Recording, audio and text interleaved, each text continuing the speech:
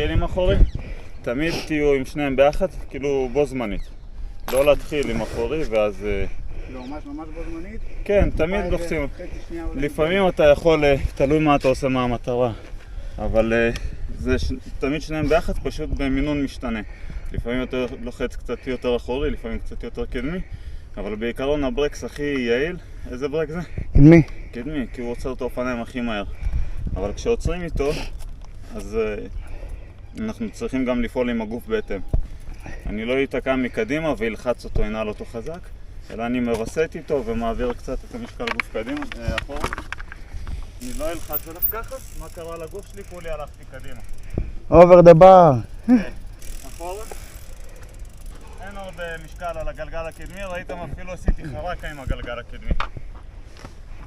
זה פחות קורה. ואז אני מוסיף טיפה עם האחורי לווסת.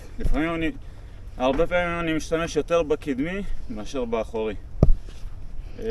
התרגיל שנעשה עכשיו... באמת? כאילו, אתה יודע, טיפה ככה, אתה יודע...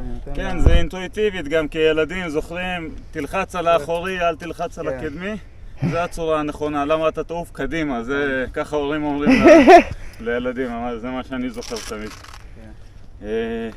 אבל קדמי הוא הרבה יותר יעיל אם משתמשים בו נכון. נעשה תרגיל.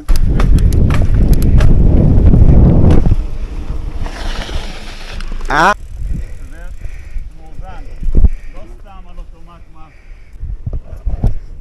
סטופ ריקורדינג.